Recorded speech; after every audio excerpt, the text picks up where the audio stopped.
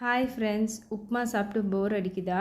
அப்போ அதே ரவையை வச்சு சூப்பராக டேஸ்டியாக ஒரு பணியாரம் செய்யலாமா? அதுக்கு ஒரு பவுலில் 1 டம்ளர் உடச்ச கோதுமை ரவை, 1/2 டம்ளர் உளுந்து, 1/2 டீஸ்பூன் வெந்தயம் எல்லாத்தையும் சேர்த்து 4-5 வாட்டி கழுவிட்டு மூழ்கிற அளவு தண்ணி ஊற்றி ஒரு 2 மணி நேரம் ஊற வச்சுக்கலாம்.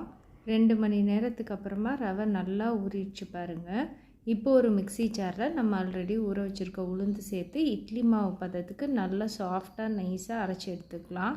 கோதுமை ரவையும் அரைச்சி எல்லாத்தையும் ஒன்றா கலந்துட்டு தேவையான அளவு உப்பு போட்டு நல்லா கை வச்சு எல்லாம் ஒன்றா சேர்கிற மாதிரி கலந்து விட்டுக்கோங்க.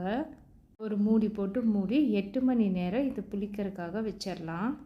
8 மணி நேரத்துக்கு அப்புறமா மாவு நல்லா புளிச்சு பொங்கி வந்திருக்கு பார்த்தீங்களா?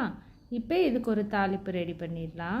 அடுப்பில் கடாயை வச்சு காஞ்சதுக்கப்புறம் 1 ஸ்பூன் எண்ணெய் ஊற்றிட்டு 1 டேபிள் ஸ்பூன் கடுகு சேர்த்து கடுகு நல்லா பொரிஞ்சதுக்கப்புறமா ஒரு பெரிய வெங்காயத்தை பொடி பொடியாக நறுக்கி போட்டு கொஞ்சமாக வெங்காயம் வணங்குற கலவாக உப்பு போட்டுட்டு இஞ்சி 2 பச்சை மிளகா கொஞ்சம் கருவேப்பிலை எல்லாத்தையும் பொடி பொடியாக நறுக்கி போட்டு தாளிச்சிட்டு கூடையே கேரட்டையும் போட்டு அது வேகிற வரைக்கும் வதக்கி எடுத்துக்கோங்க.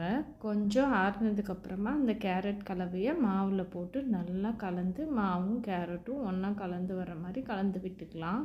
இப்போது பணியார கல் வச்சு கல் சூடானதுக்கப்புறமா எண்ணெய் ஊற்றிட்டு நம்ம கலந்து வச்சுருக்க மாவு எல்லாத்தையும் ஊற்றிக்கலாம்.